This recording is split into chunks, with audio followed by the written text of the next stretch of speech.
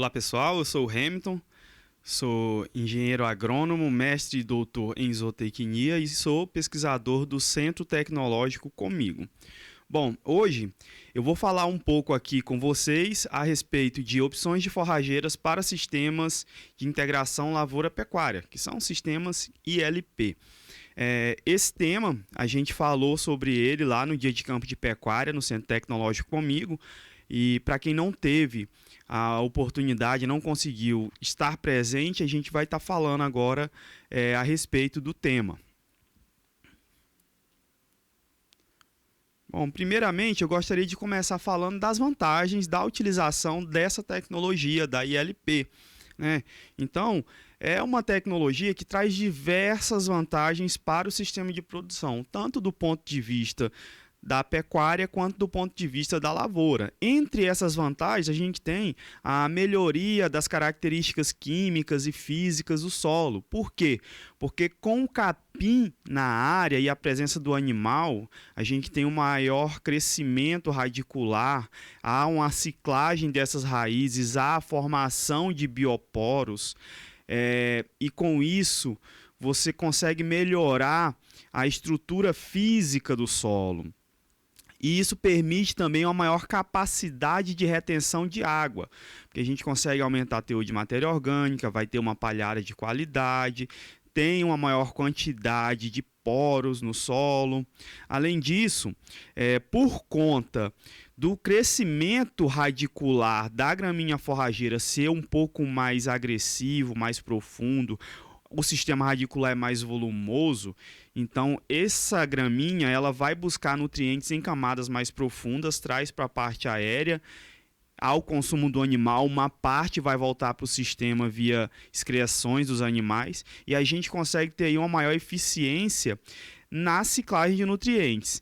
E lembrando que quando a gente pensa em integração lavoura-pecuária, a gente deve pensar no equilíbrio do sistema de produção. A gente quer buscar benefícios tanto para o componente lavoura quanto para o componente pecuária.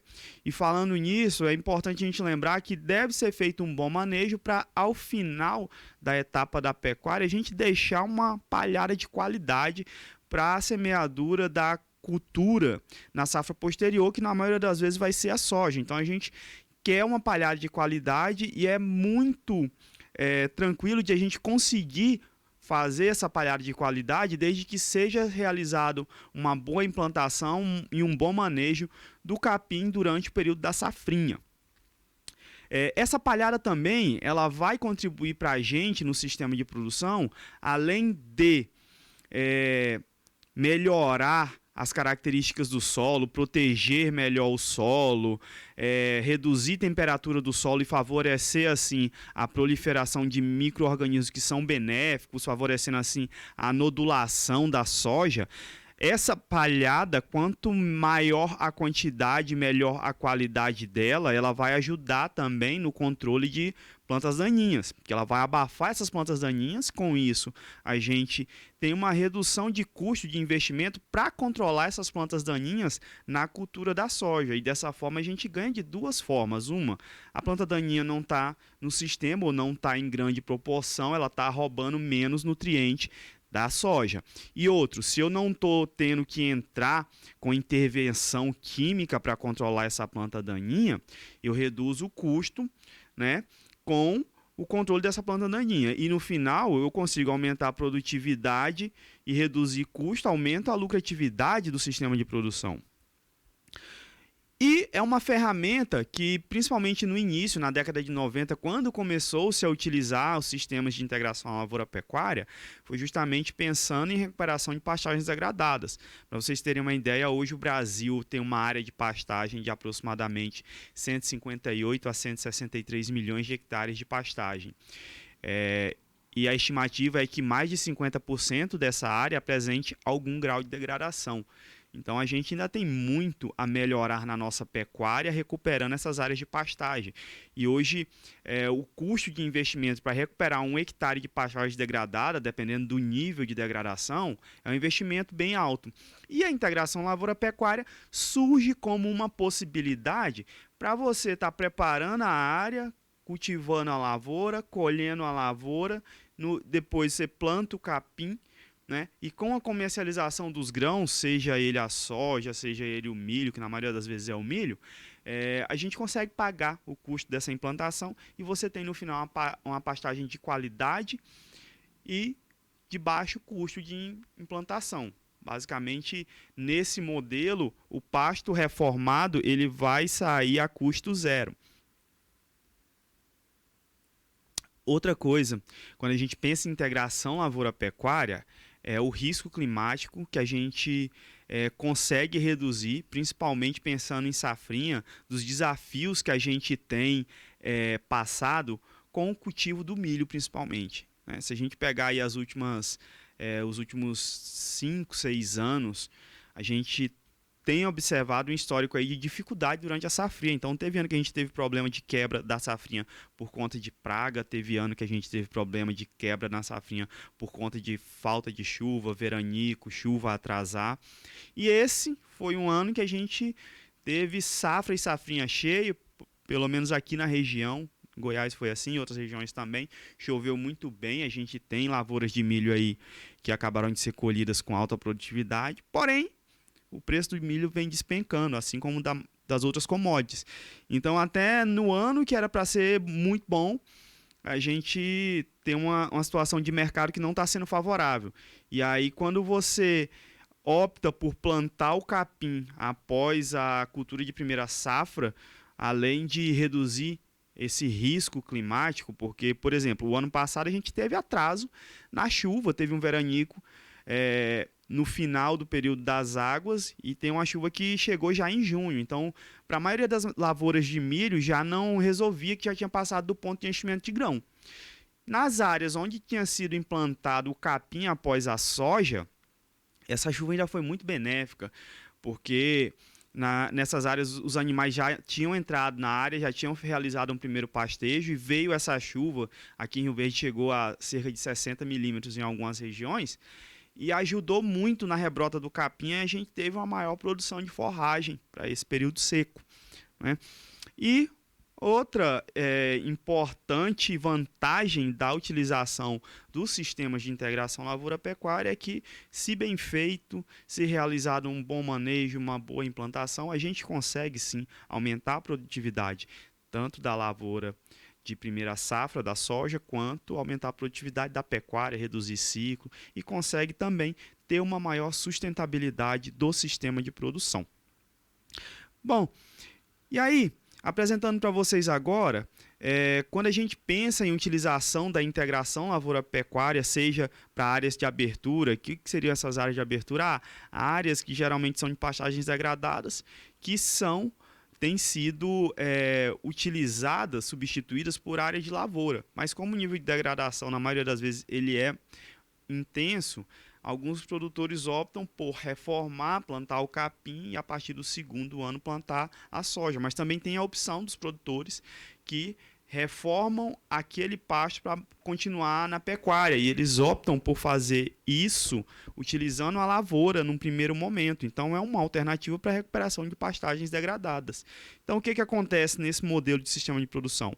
A área ela vai ser preparada pensando no cultivo da lavoura, seja o milho, seja a soja, né? É feita toda a correção, é realizado o plantio do capim e na sequência é realizada o plantio da soja, pensando no modelo de abertura para cultivo de lavoura. Outra opção que a gente tem também é preparar tudo, plantar a soja e depois a gente vem, planta o capim e tem a área reformada. Ao final é realizada a comercialização dos grãos e é feito o abate do investimento. Então você consegue pagar o investimento da recuperação dessa pastagem utilizando a lavoura. Outro modelo de sistema de produção de integração lavoura-pecuária é o modelo do sistema Santa Fé. Nesse modelo, o objetivo é produzir forragem para o período de entre-safra e palhada para o plantio da lavoura na safra posterior. Esse modelo de sistema de produção consiste em, na safra, né? É para áreas onde o propósito é colher o boi safrinha, né? Que no período seco você tem uma pastagem de alta qualidade e consegue manter uma maior lotação e conseguir que os animais tenham maiores ganhos, maior rendimento. Então é recomendado para áreas que já têm o solo corrigido, propriedades que a tradição é cultivo de lavoura, mas que por algum motivo, geralmente por conta de condições climáticas, tem um desafio maior e um risco maior para fazer a safrinha, ou fazendas que trabalham tanto com lavoura quanto com pecuária e veem essa alternativa do sistema Santa Fé para ter forragem de qualidade para os animais durante o período seco. Então, nesse modelo de sistema de produção, planta-se a soja normalmente durante a safra, na safrinha abre-se a mão de fazer o milho ou o sorgo, planta-se o capim. E aí se for plantado, por exemplo, a safrinha de capim em fevereiro, em abril você já consegue entrar com os animais na área, fica durante todo o período seco com esses animais na área e ali para o final de agosto, setembro, tira os animais da área, desseca essa área e planta a soja no ano posterior nessa palhada. E isso se repete todo ano. É um sistema que, diferentemente do outro modelo, que é o barreirão, que a gente utiliza a ferramenta da integração lavoura-pecuária para recuperar uma área de pastagem e manter essa área com pecuária, no modelo Santa Fé, todo ano é feito safra e safrinha, só que a safrinha, ao invés de ser de grãos, ela é de capim e boi. E aí, quando eu falo na questão de condições climáticas, no risco do cultivo da safrinha, eu até trouxe alguns exemplos aqui para mostrar para vocês. Duas regiões próximas que a gente observa aqui que a distribuição da precipitação ela é bem diferente. A gente tem aqui onde eu estou apontando com o cursor do mouse, a média da precipitação de 1996 até 2021 na região de Rio Verde, que tem um acumulado histórico de 1.510 milímetros e tem essa distribuição de chuvas aí. Quando a gente pega aqui a estação lá de São Simão, que fica ali próximo a Caçu, Aparecida do Rio Doce, um período de 2006 até 2022, um período considerável também, a gente vê que o acumulado de chuva ele é um pouco menor. Então, lá chove, apesar de ser bem próximo daqui, cerca de 200, 220 quilômetros, a gente tem 300 milímetros a menos de chuva. E a gente vê que a distribuição dessas chuvas, ela é diferente, né? Então, se a gente analisar o cenário aqui das duas regiões, a gente vê que Rio Verde é uma região que ainda é favorável a fazer safra e safrinha. Se a gente for ali para a região de Caçu, São Simão, Aparecida do Rio Doce, você já tem um desafio maior, porque chove menos e a distribuição dessas chuvas ela é menos uniforme. Então, você nessa região, ainda mais que tem ocorrência de solos mais arenosos, nessas regiões você já tem uma dificuldade maior de fazer a safrinha pensando no milho. E aí, para essas regiões, a integração lavoura-pecuária, fazendo o boi safrinha, seria uma alternativa viável para aumentar a eficiência do sistema. E pensando do ponto de vista da pecuária, quais seriam as vantagens da utilização da integração lavoura-pecuária? Bom, eu trouxe para vocês aqui alguns resultados que são reais, que foram gerados, estão sendo gerados no Centro Tecnológico comigo. Então a gente tem aqui duas áreas, uma área que é a área de pasto permanente, uma área intensificada. Essa área ela foi implantada, é uma área que foi reformada de pastagem. A gente fez a correção da área e fez a implantação do capim em dezembro de 2022.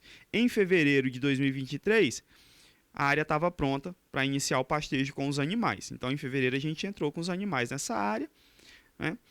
E, ao mesmo tempo, em fevereiro, em outra área, a gente estava colhendo a soja e plantando o capim para utilizar na safrinha com pecuária. Bom, essa área que foi reformada é uma área que a gente fez correção do solo, fez calagem, fez adubação, fez um bom plantio e linha. E aí, em fevereiro, quando a gente foi entrar com os animais na área, é uma área que estava com alta capacidade de suporte e a gente conseguiu colocar uma alta lotação. É uma área de 5,4 hectares que a gente começou com a lotação de 7 UA por hectare, utilizando animais com média de 300 kg. E aí, conseguiu manter durante um período 54 animais em 5,4 hectares, ou seja, 10 animais por hectare. Ah, Hamilton, mas esses animais ainda estão nessa área? Vocês conseguiram deixar durante todo o período das águas? Não, esses animais ficaram essa lotação alta até abril. E aí, em abril, se a gente voltar um pouco aqui nesse gráfico de condições climáticas, a gente vê que justamente a partir de abril começa a reduzir precipitação aqui na região de Rio Verde, e por conta disso a gente tem redução também do crescimento da forragem, tem redução da oferta de capim, tem redução da qualidade do pasto e é necessário reduzir, ajustar a lotação para não prejudicar os animais. E aí o que eu fiz com esses animais que a gente tirou da área? Bom, boa parte desses animais a gente tirou dessa área e colocou na área de integração lavoura-pecuária, que tinha sido semeada em fevereiro após a colheita da soja. E qual que é a vantagem disso? Vejam só, essa área intensificada, que os animais estavam consumindo um pasto de qualidade associado a uma suplementação mineral de qualidade, os animais vinham com ganhos excelentes, acima de 1 quilo. E aí, quando a gente levou esses animais para a área de integração lavoura-pecuária, eles estão lá, inclusive, até hoje, a gente continuou conseguindo imprimir ganhos bons nesses animais, acima de 1 quilo, aí reduziu um pouco agora para o final de julho. E, mesmo assim, reduzindo a lotação e ajustando a lotação, a partir de maio, a gente permaneceu conseguindo bons resultados nos animais que estavam na área de pastagem permanente. Então percebam que, independente do manejo, independente do nível tecnológico, quando corta as chuvas aqui a partir de maio, você vê que essas fotos são de cada mês na área. Então vocês observem que vai mudando esse cenário. O pasto vai secando, vai reduzindo qualidade. Se você não tem irrigação, o cenário vai ser esse. Mas a gente consegue, ajustando a lotação em função da capacidade de suporte, ou seja, colocando a quantidade de animal na área em função do que tem de alimento, a gente ainda consegue manter os animais que estão lá nessa área até hoje e estão tendo um bom desempenho. E a gente só conseguiu isso porque tinha essa área de integração lavoura-pecuária que a gente recebeu em abril. Nesse ano a gente plantou pânico nessas áreas, já eu vou mostrar alguns resultados da área para vocês. Mas era esse pasto que vocês veem aqui nas fotos, um pasto de alta qualidade, alta oferta de forragem, predominância de folhas, e por isso os animais têm desempenhado bem nessa área até hoje.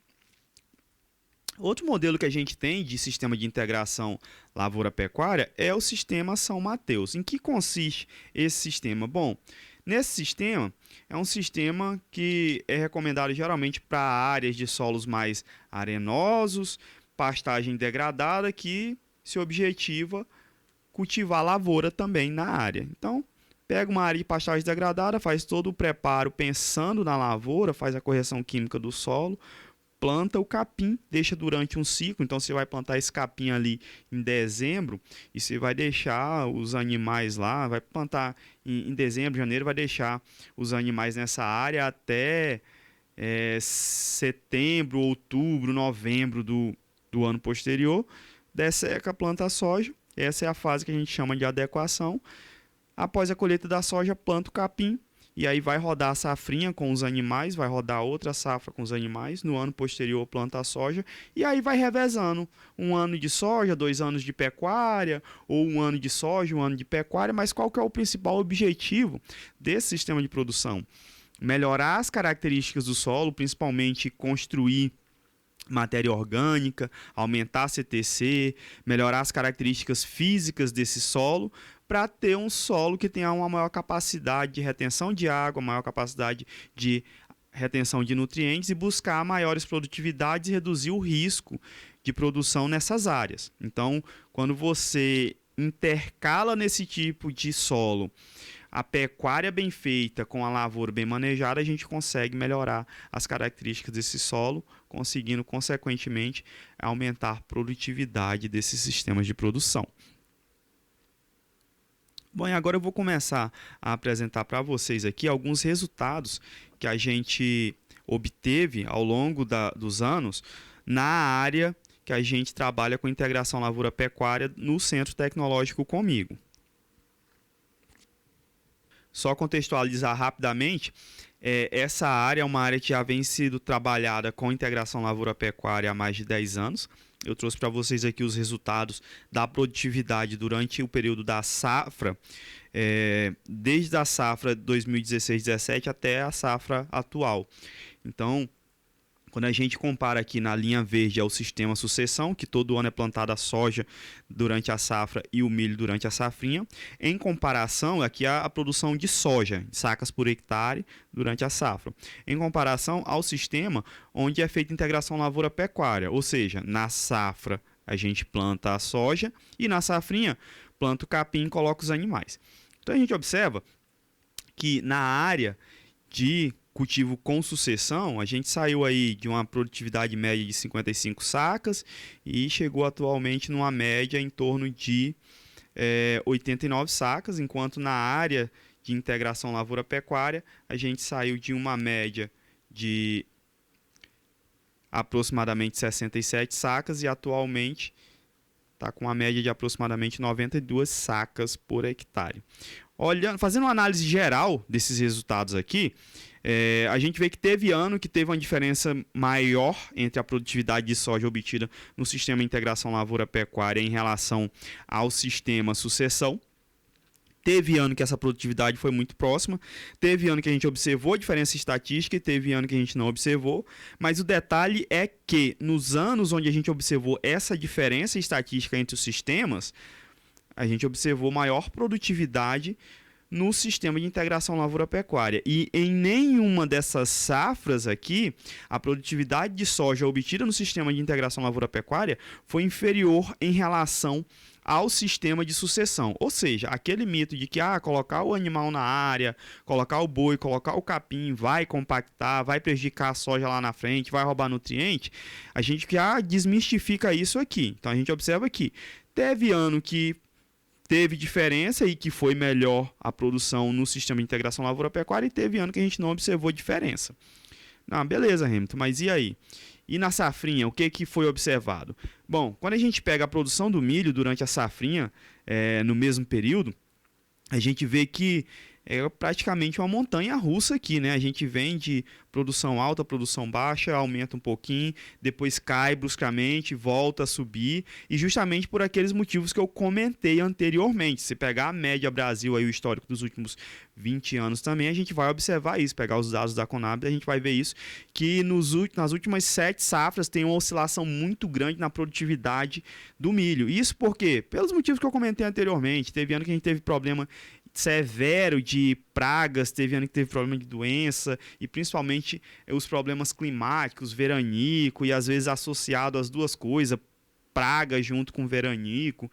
Então a gente tem tido dificuldade para ter uma safrinha de alta performance nos últimos anos, pensando em milho. E aí quando a gente pega o histórico da mesma área lá e pega a produtividade da pecuária no sistema de integração lavoura-pecuária, a gente vê que também tem uma oscilação na produtividade de arrobas, né? Mas, beleza. E o que isso representa, Hamilton? O que isso significa? Em ambos os sistemas teve uma variação, então quer dizer que está empatando, tanto faz fazer a integração lavoura-pecuária ou fazer o sistema sucessão, que a gente viu que na safra meio que vai próximo, tem ano que dá diferença, tem ano que não, e na safrinha ambos tiveram oscilações grandes. Tá, mas vamos ver aqui o resultado financeiro desses últimos, de 5 safras. Então, quando a gente vê aqui o resultado financeiro, a margem líquida do sistema sucessão, pensando só na safrinha, pensando só no milho, a gente teve essa variação. Quando a gente pega o resultado financeiro do sistema de integração lavoura-pecuária, pensando só na safrinha, só no boi, a variação foi um pouco diferente.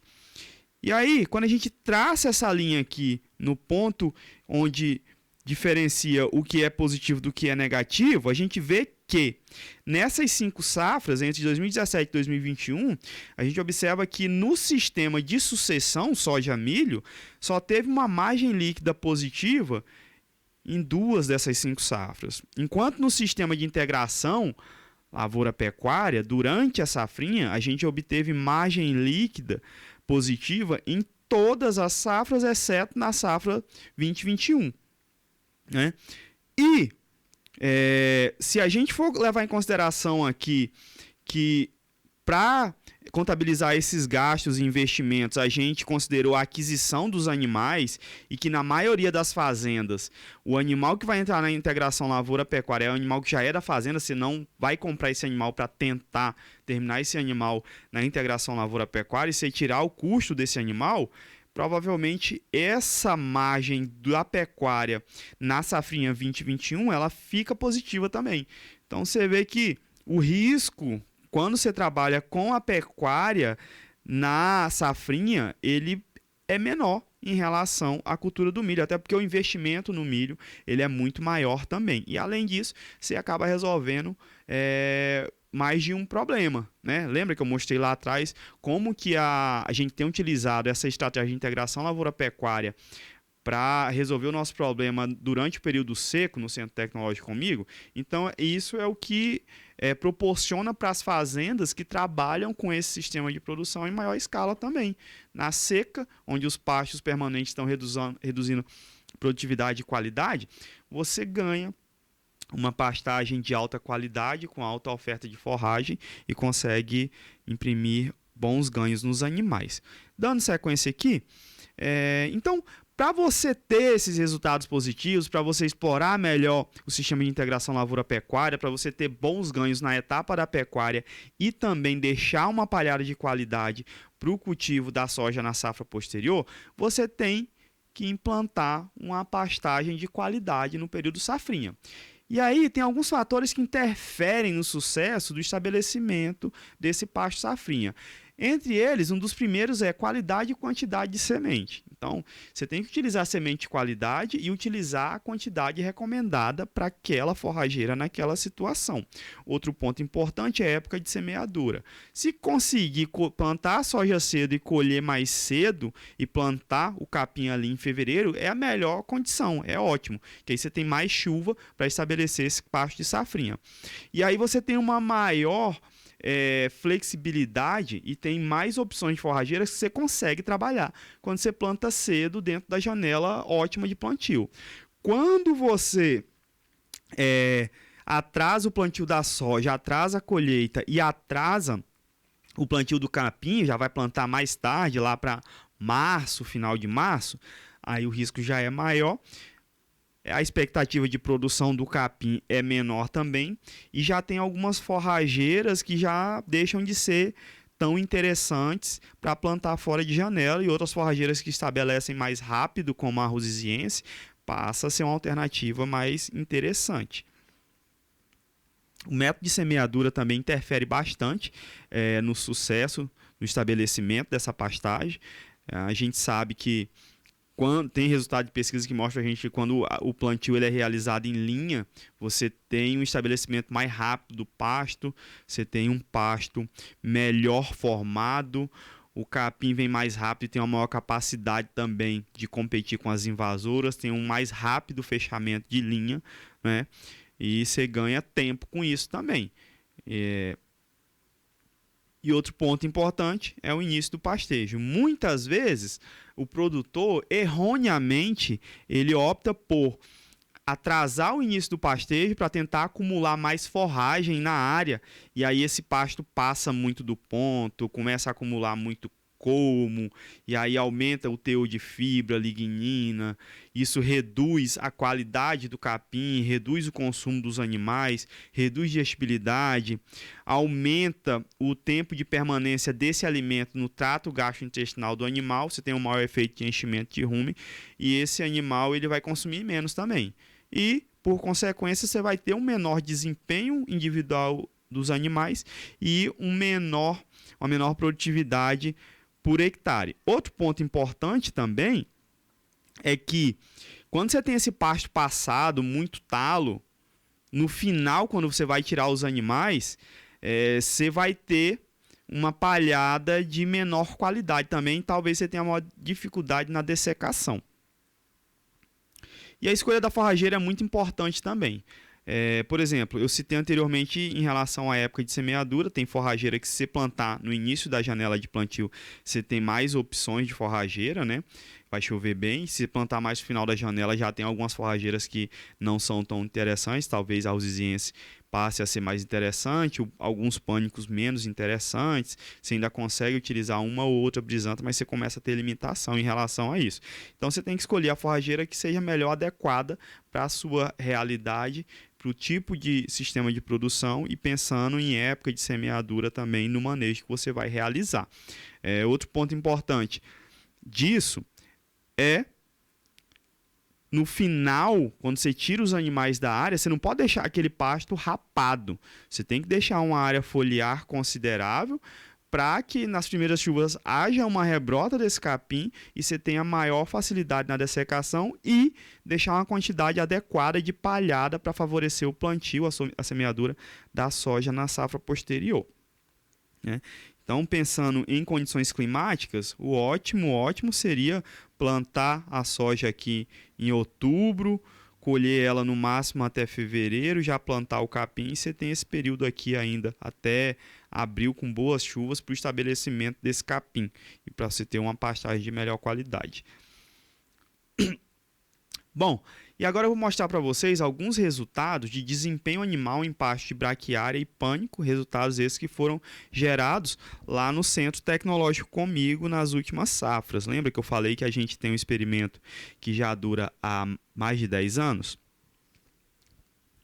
Na safrinha de 2017, foram trabalhados lá na área 4 forrageiras diferentes, a braquiária rusiziense, o capim charaense, que é uma braquiária brisanta, e 2 pânicos, um de porte alto, que é o capim mombaça, e um de porte baixo, que é o capim tamane.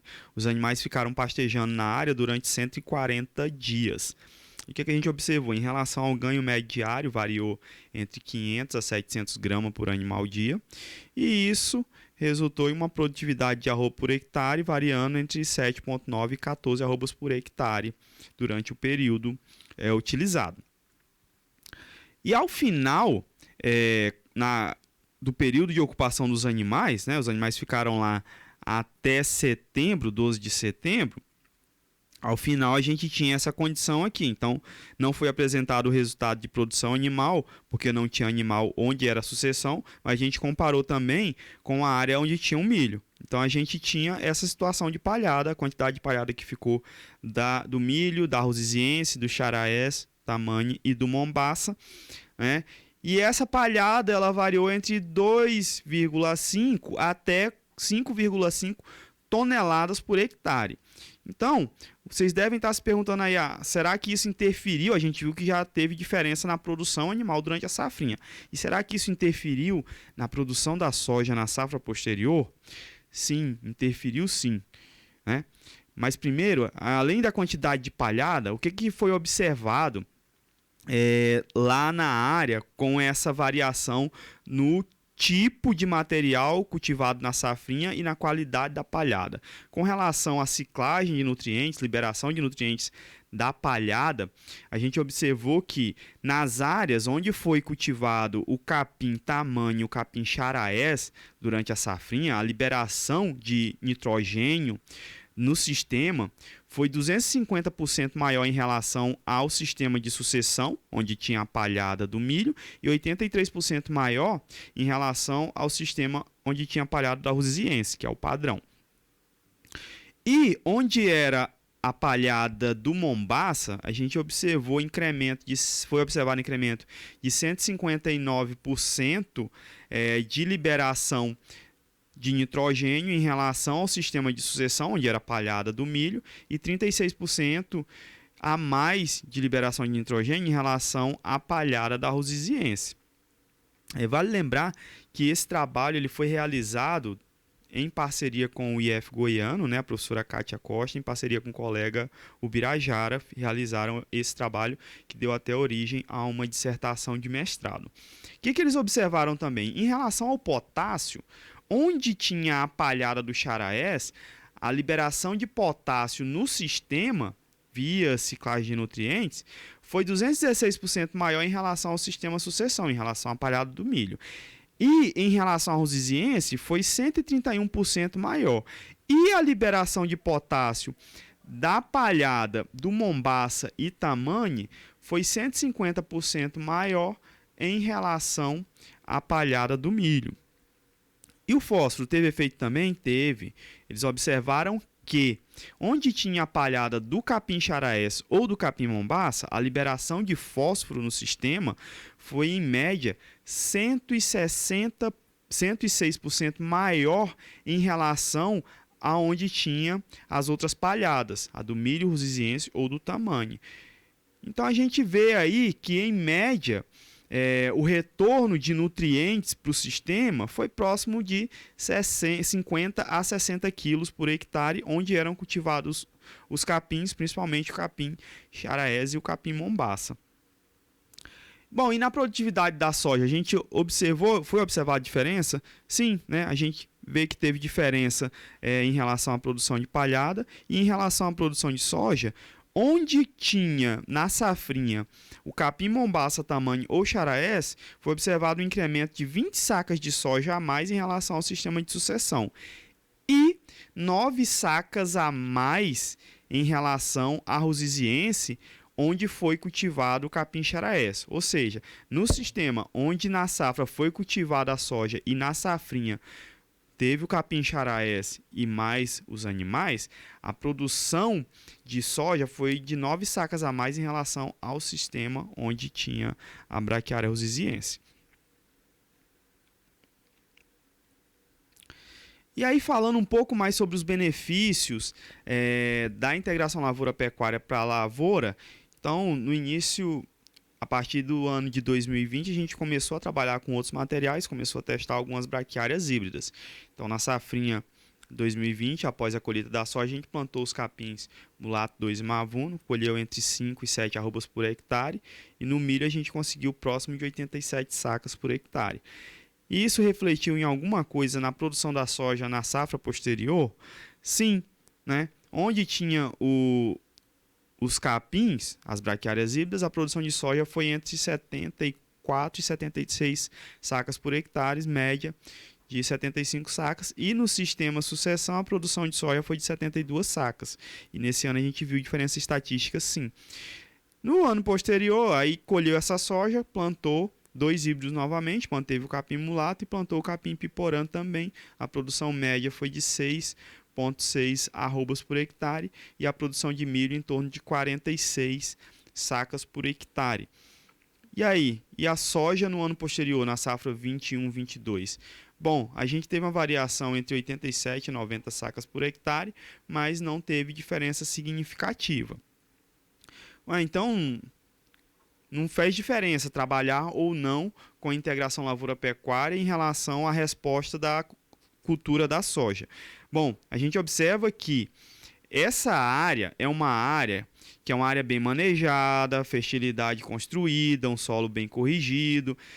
Então, a gente observou, com base nesses resultados, que nos anos onde chove bem, a gente não tem restrição hídrica durante a safra, como ocorreu na safra de 2020 e 2021, não faz tanta diferença. Mas a gente observa que na safra 2021, quando teve várias situações de estresse hídrico, onde tinha integração lavoura-pecuária, conseguiu segurar uma produtividade maior.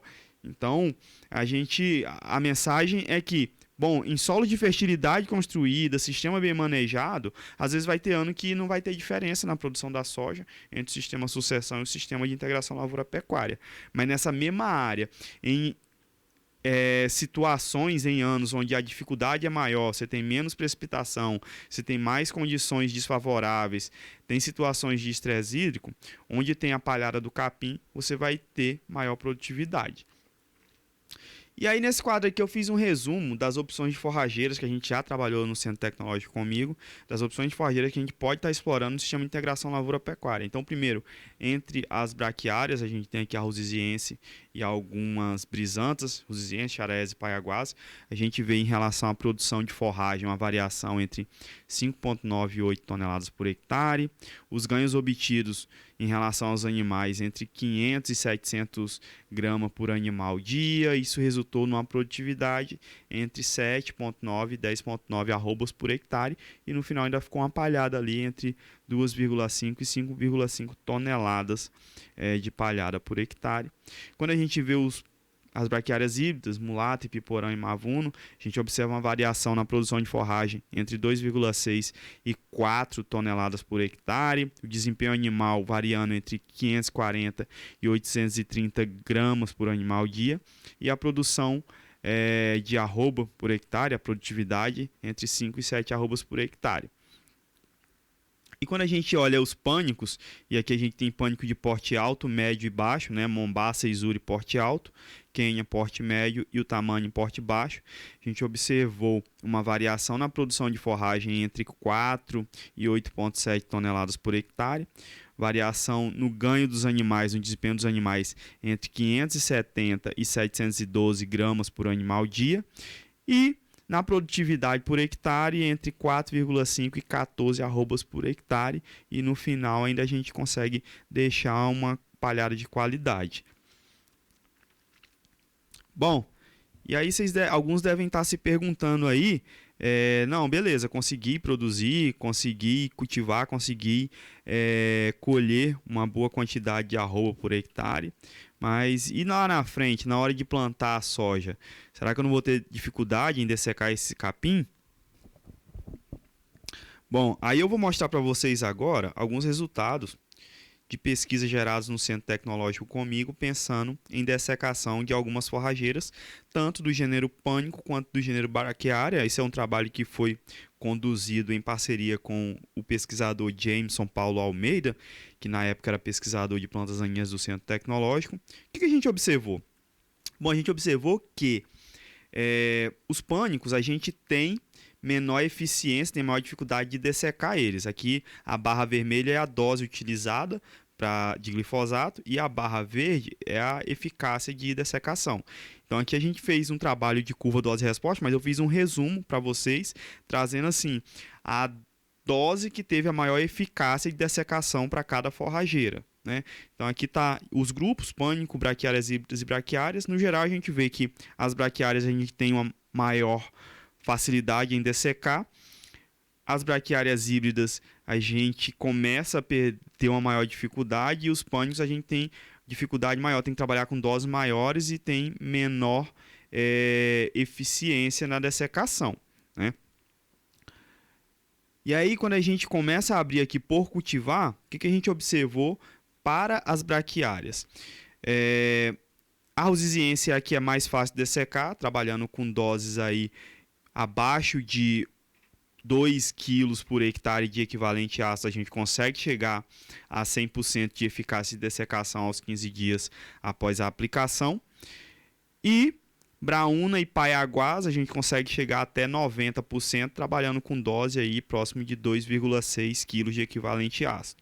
Mas aí, se a gente fizer uma dessecação um pouco antecipada, 20 dias após essa dessecação, a gente começa a observar que para todos os materiais, trabalhando com dose aí entre 1,8 e 2,6 quilos por hectare de equivalente ácido, a gente consegue chegar à eficácia de dessecação acima de 90%.